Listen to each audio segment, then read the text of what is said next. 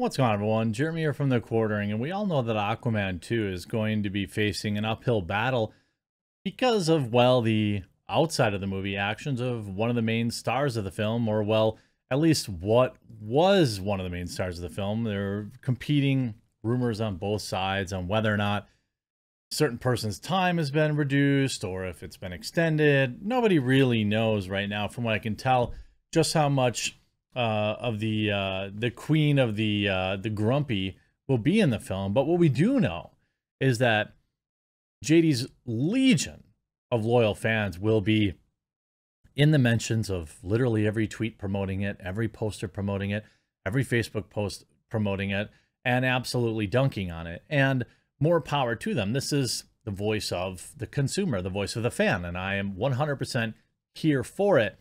But now Jason Momoa says that Aquaman and the Lost Kingdom, or Aquaman 2, is going to get nice and woke for you, because who doesn't want that? Jason Momoa says Aquaman and the Lost Kingdom will tackle climate change. Quote, "It's amazing to be able to bring awareness of what is happening to our planet." Now, Jason Momoa is a long-time kind of climate activist guy. I don't know that I'm looking for that in my fake Marvel movies, but gosh darn it, they're going to push it on us anyway. A year ago, in response to Martin Scorsese's indictments of superhero movies, Aquaman star Jason Momoa defended the genre as one of the artistic merit he can use to touch on issues he cares about, such as the ocean and the environment. Today, he's revealing those things will be a big part of the story in The Lost Kingdom. In an interview with GQ, Momoa teased that the effects of climate change on the Earth will be sped up to send a message about what's going to happen. I mean, who wants to just go to the movies and enjoy things? I mean, it's not like Top Gun is about to become the highest grossing movie in history because it didn't do any of this garbage. I'm sure it's unrelated. As per the outlet, Aquaman and the Lost Kingdom will see Momoa's character giving a speech to the United Nations, warning them of the disaster looming on the horizon in what closely mirrors a real-life conference the Hawaiian actor held. I don't want to give too much away, but we really get to speed up on what's going to happen to the Earth, and it's not because of aliens, he said Aquaman 2's plot, while alluding to the sci-fi trope of invaders from outer space threatening life on the planet, as was the case in Justice League. Momoa added that he wants to raise awareness in a fun way and tell the same old story that Aquaman and the Lost Kingdom will be an adventure. These superhero movies will dominate our market, which I have my own thoughts on because I love cinema, but we try to put out a positive message and go on an adventure with it, he continued. Aquaman is the most made fun of superhero in the world, he added further, but it's amazing to be able to bring awareness of what is happening to our planet. It's not some story that's been told over and over again. Look, here's kind of the thing with a lot of these like woke baits. The question is it going to be, how much of it's really going to be focused on the quote-unquote climate, and how much of this is just him just saying that to get headlines? As Momoa's fame rose, he became open about his environmental concerns and activism. In 2019, he plugged infinitely recyclable aluminum razors in an Instagram video I'm sure he was paid for.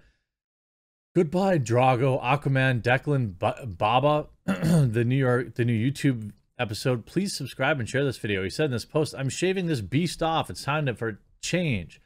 A change for the better.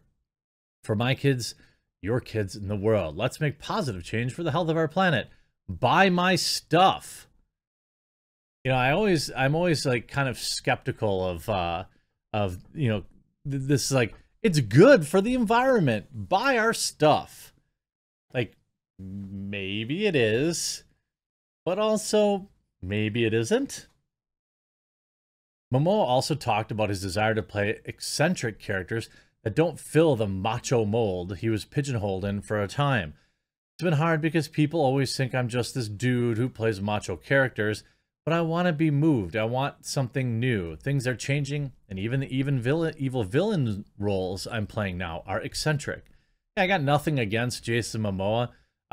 He picked a side in the whole JD versus AH thing, the wrong side. But, you know, I got nothing against him. This movie is already going to be in major trouble. As you see, with the 2023 slate hobbled by controversial stars, Warner Bros. And DC stick to 22 titles in muted Comic-Con appearances. They just couldn't push any of this, you know, Aquaman stuff because it's just too toxic right now. You know, so you have Shazam and Aquaman. You see this? H's next legal battle may clash with Aquaman 2 release. H recently endured a long and public battle with her ex that she lost hilariously. Her connection to the Aquaman franchise, as for her role, Mara ended up being entangled in the trial as a spoiler-heavy plot point, pay details, and talks of potential recast came to the forefront.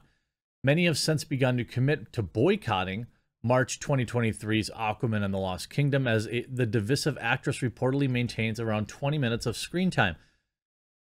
I don't actually think there's any amount of screen time that could erase, you know, like people's ire for this film. Anything short of like completely firing her, which by the way, I think is the fair treatment. This is what Warner Brothers did to the guy she wrote The Lies about. You know, he got fired unceremoniously. Now he still got paid, but they fired him, and I'm sure he lost out on any back-end revenue possibilities and things of that nature. Even in the wake of her legal defeat, she has stayed true to her chronology events she portrayed in court and has since begun to make plans for a legal appeal. Now the actress has taken a major step forward that may end up conflicting with Aquaman and the Lost Kingdom. According to Deadline, the actress will be replacing most of her legal team as she prepares her legal appeal for the multi-million-dollar verdict. I wonder who's going to pay for that. She's reportedly unhappy with her legal representation. We already know this. It's going to be interesting to see, you know, it's bad news for Aquaman 2. Between the soon-to-be resurrected AH controversy and the ongoing situation with Ezra Miller, Warner Bros. Has a tough task ahead marketing its first two DC releases of 2023. Both The Flash and Aquaman and the Lost Kingdom are bound to be swarmed with controversy for their divisive stars. As AH takes on the supporting role in Aquaman 2 compared to Miller, who will appear in almost every scene of The Flash, the marketing task will prove much tougher for the Speedster event. Nonetheless, with Warner Bros. Already unpopular with fans after canceling Batgirl and other DC projects, the studio has a tough task ahead of it to preserve the brand. Fans were already discussing boycotting Aquaman 2 during the original trial, but that was expected to die down by the time of the 2023 release coming around with the actresses. The thing is, this must mean that Warner Brothers is going to be extremely unhappy about the appeal because that it's going to be going on in the middle of all their run-up to the movie. With the actress controversy coming back to the forefront right around the planned release, Warner Brothers may end up shifting the release date slightly further away from the legal battle. I mean, how much more are they going to have to do to compensate for somebody who's in the movie for 10 minutes that can't act, that nobody likes? How much more are they going to, I mean, is this how bad, like just how badly do they want to pretend like they're never wrong? Like they just don't want to take this L no matter what, because I guess that would be a bad look for Whammon. I don't think that her behavior in any way, shape, or form reflects all women in any way, shape, or form. There are bad people, there are bad men, there are bad women. She is a bad woman, a bad person, a liar, and in my opinion, a mediocre actress. So what? There's a million other forgettable blondes that are waiting to get their break in Hollywood. Why not find someone that looks similar and recast the role? Somebody with, you know, like Mara is not why anyone sees these movies. And it's just going to be really bad news for DC. They have I guess, this habit of hiring lunatics, and well, that's what you get. Get what you pay for. I hope you enjoyed this video, and if you did, please make sure you leave a like on it and click that red subscribe button down below, and we'll talk to you again real soon.